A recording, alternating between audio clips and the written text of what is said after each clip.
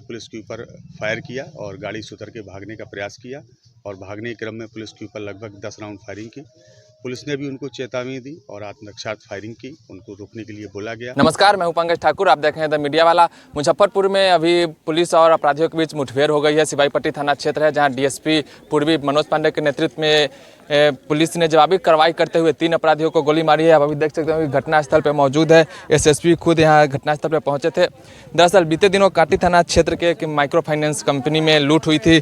6 अपराधियों ने लूट की घटना को अंजाम दिया था, जिसमें कल रात 3 अपराधियों को गिरफ्तार कर लिया गया था। वही 3 अपराधी भागने में सफल हुए थे और एसएसपी भी ने आज प्रेस वार्ता कर इसकी जानकारी दी है। उसके बाद आज डीएसपी पूर्वी को सूचना मिली कि जो 3 अपराधी है वो सिपाहीपट्टी थाना क्षेत्र की तरफ भाग रहे हैं। इसके बाद सटगरी गांव है जहां पे इन तीनों अपराधियों का और पुलिस के बीच मुठभेड़ हुई, जिसमें 3 अपराधी को गोली लगी है। डेविड जो इसका मास्टरमाइंड था इस लूटकांड का, उसको 2 गोली लगी है। बाकी 2 अपराधियों को 1-1 गोली लगी है। वहीं इनके पास से एक कार्बाइन और 9 लाख रुपए, 2 पिस्टल भी बरामद किए गए हैं। इस पूरे मामले को लेकर एसएसपी राकेश कुमार क्या कुछ कर रहे हैं, पहले आप वो सुनिए। कांटी थाना अंतर्गत कुछ दिनों पूर्व में स्पंदन माइक्रो फाइनेंस में एक लूट की घटना घटित हुई थी 5 जून को। उसमें एक एसआईटी बनाई गई थी पश्चिमी डीएसपी साहब के नेतृत्व में।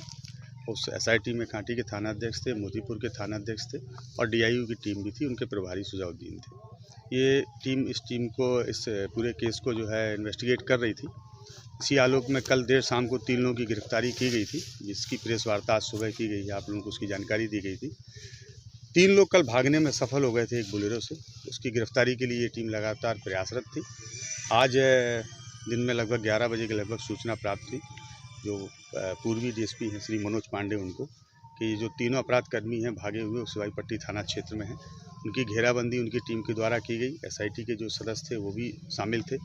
घेराबंदी के दौरान जब उनकी बोलेरो को रोका गया तो उन्होंने रुकते ही शायद जो है पुलिस के ऊपर फायर किया और गाड़ी से उतर के भागने का प्रयास किया और भागने के क्रम में पुलिस के ऊपर लगभग 10 राउंड फायरिंग की।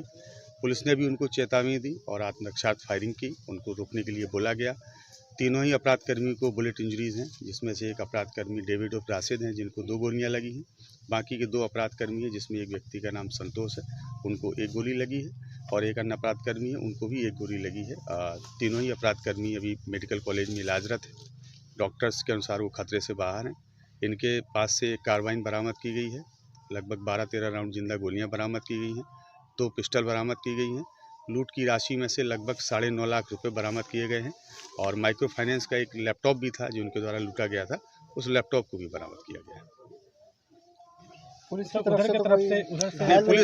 पुलिस की तरफ से कोई इंजरी नहीं है। सिपाहीपट्टी थाने की गाड़ी है और उसमें एक गोली लगी है, उसका शीशा टूट गया है। इसके अलावा बाकी कोई खास इंजरी नहीं। ये लोग फिर से लूट के लिए यहाँ पे आए हुए थे, वो अभी पूछताछ की जाएगी। तो उसमें कौन सी जगह पर ये मतलब ये सिपाहीपट्टी थाना क्षेत्र में हुई है। ठीक है।